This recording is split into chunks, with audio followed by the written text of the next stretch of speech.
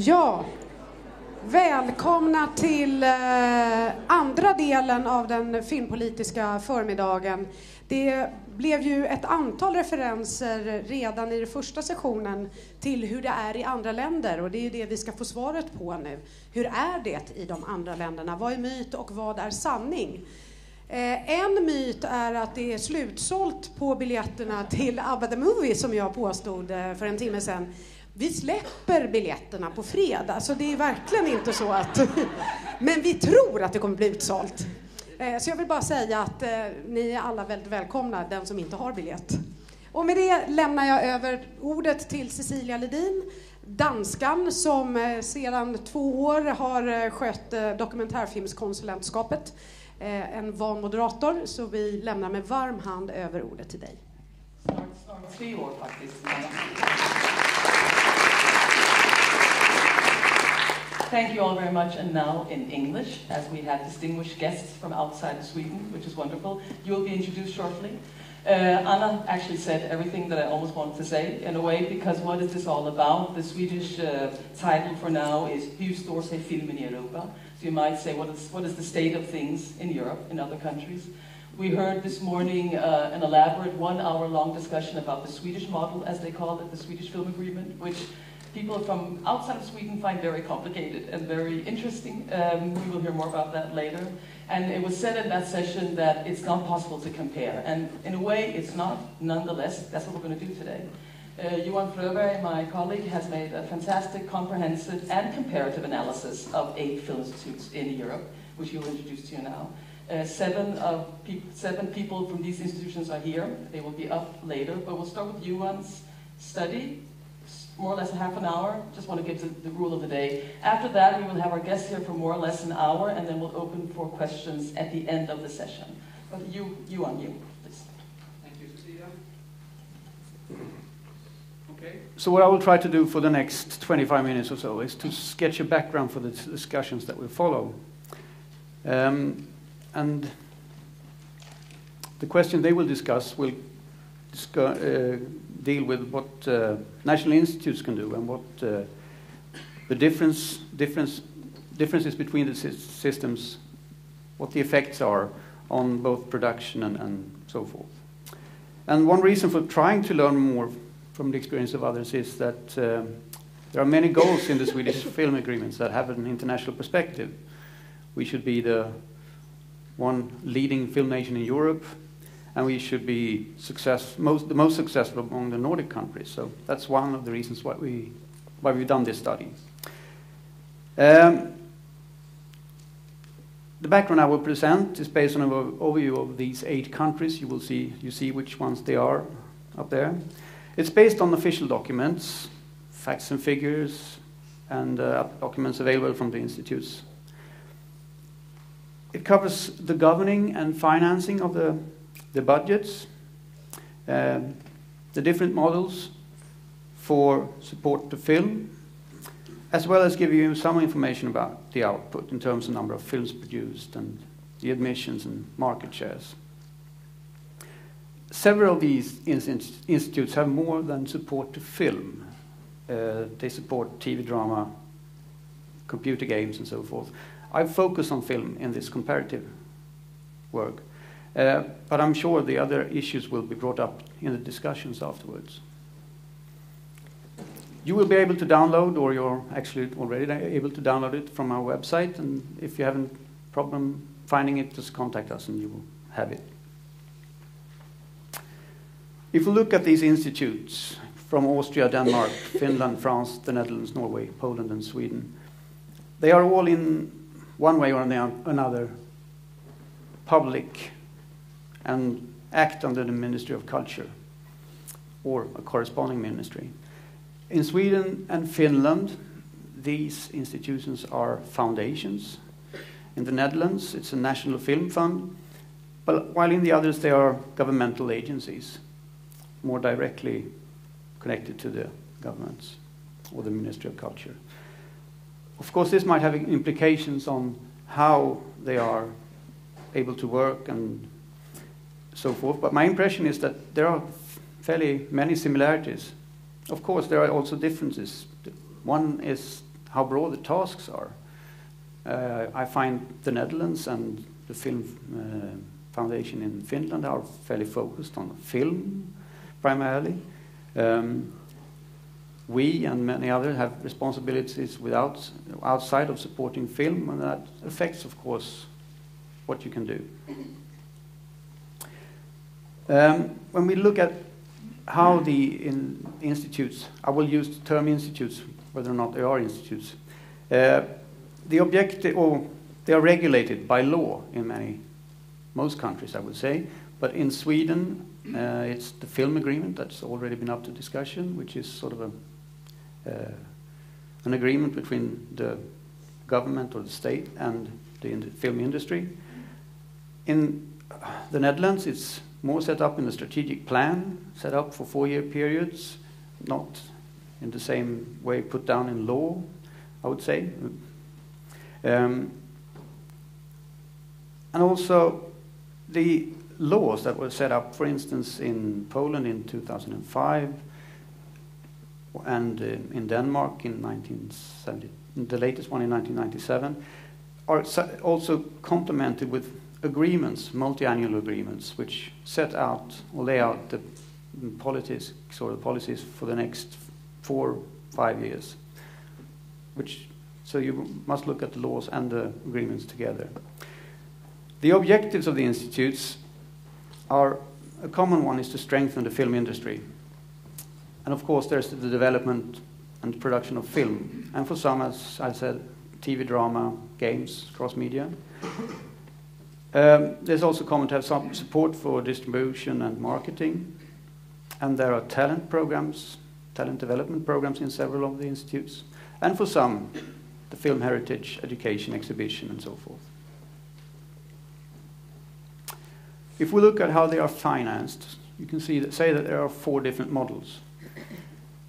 There's the government appropriations, direct from the state budget. In Finland, it's profits from the national lotteries. In Poland and France, it's tax on the turnovers of TV stations, video, DVD, and digital sales, and there's also a levy on the box office. And then there's the Swedish model with the government appropriations, directly state money, together with TV, film industry, and the levy on box office that finance the institutes. So these different models, of course, give different possibilities for the institutes to act, depending on who's actually financing. One point to point out, perhaps, is that in Poland, they have the institutes, like in Poland and in France, they have the support schemes are financed via these taxes, while other activities of the institutes are financed by the government appropriations. So if we look at the budgets for development and production of film in millions of euros, this is the picture that you will get. France stands out, of course, having roughly 120 million euros. The others are fairly leveled, I would say. Differences in size, of course, between these countries makes it interesting to look at these differences. And a comparison I made is to look at the budget for film production per capita. And this is how many euros per capita are spent on film production via the institutes. It's important to say that this is only the public funding part. There are also, of course, other parts more important, or perhaps equally important to the decisions of which film will be produced. And if we, instead of looking at the total budget, looks at the budget per capita, the Nordic country stands out. Norway has the largest production budget per capita, while Denmark and Finland and Sweden follows. France, which is a big country, of course, but when you look at it per capita, the financing is much less. And Poland, also a big country, and fairly new agreement or film law, has the lowest figure in this comparison. Okay, if we turn to the ways they support film, there are in all of these institutes selective project support schemes, which means that the projects are evaluated. The evaluations can be done in two ways. There are film commissioners in the Nordic countries, and since this year also in the Netherlands, while there are committees in Austria, France, and Poland. And this, of course, when there is a film commissioner, there's one person with a lot of power, and you know exactly who makes the decision.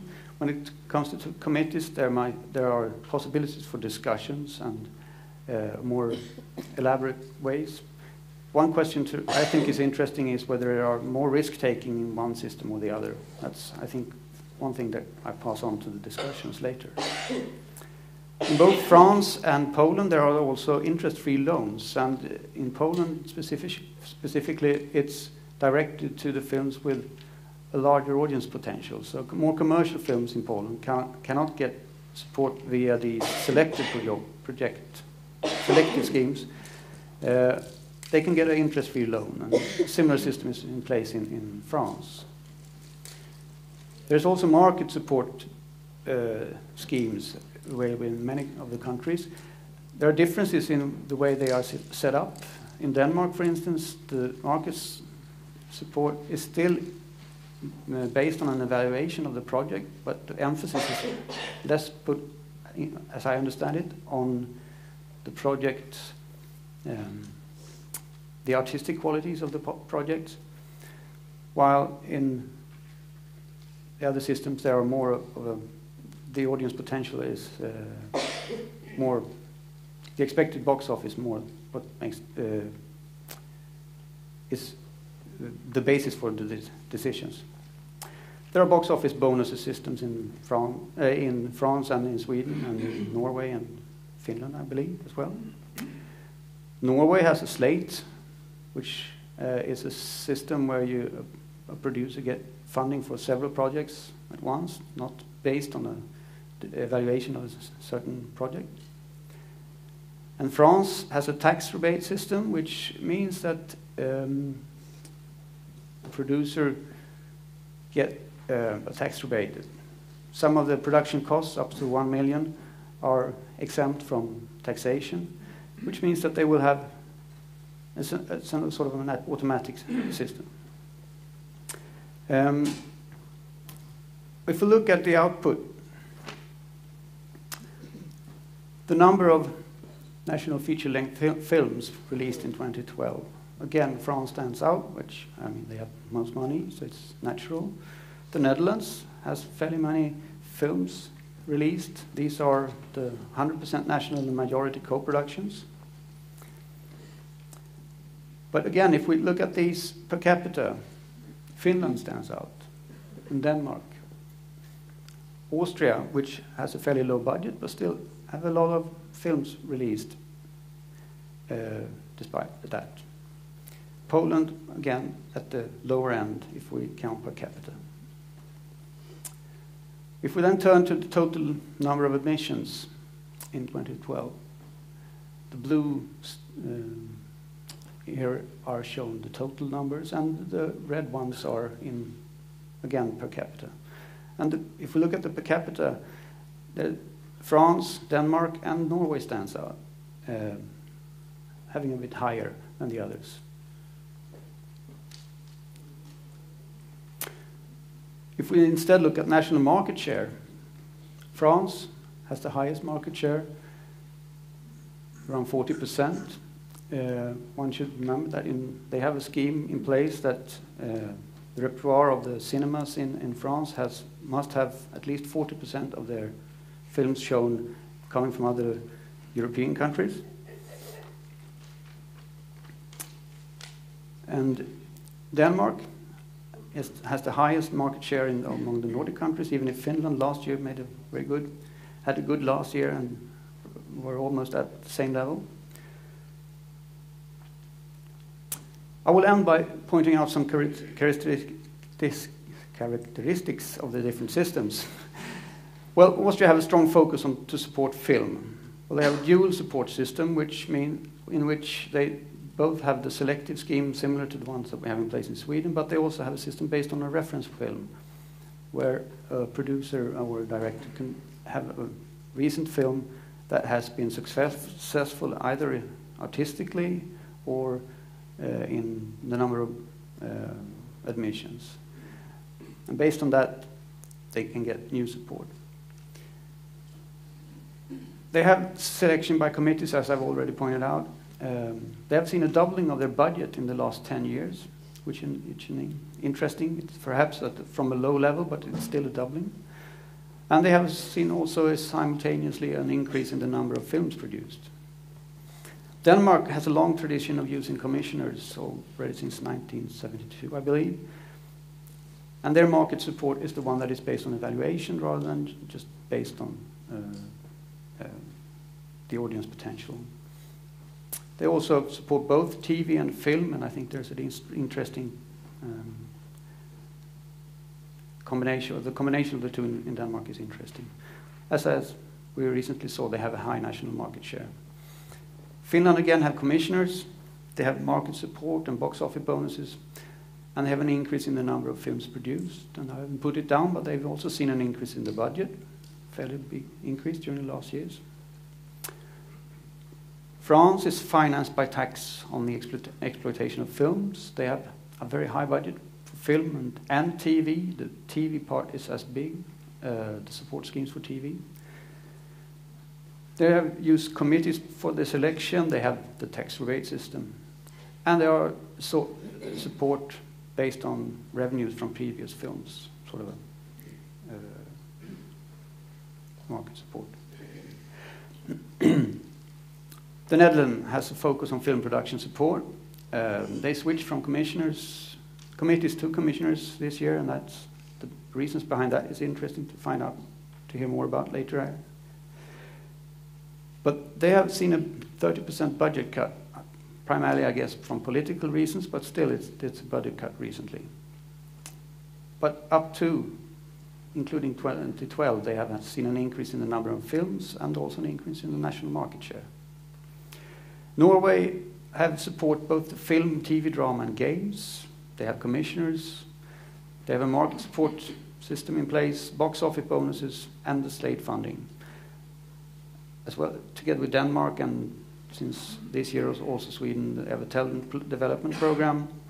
And there's been an increase in the number of films and the national market share. And for Norway, you can see that in the recent documents, regulating documents, there's an objective to reach 25 released fiction films a year. The Poland case is interesting because there's a very detailed regulation in the film law, and also it's the minister that selects the experts in the committees, which is an interesting. It's not done by the institute, so. There's a strong focus on artistic films. As I said, the commercial films cannot get support in the same way as in the other countries. It's the artistic values of the films are in focus. They have the interest-free loans for commercial films, and they have seen an increase in the number of films produced since the introduction of the film law in 2005. And Sweden, to end with Sweden, we have a film agreement. We have commissioners, we have a box office bonus, we have a new market support from this year, and there will be in place from next year an investment scheme, or an investment capital scheme, following the latest agreement. So with that, I thought I gave you some overview. There are more details in the short report I've written. So with that, I hand over to Cecilia, if there aren't any clarifying questions. Okay, can we move this? Is that okay? No. Yeah, I can move it down to the floor. Okay, thank you, Johan, for that.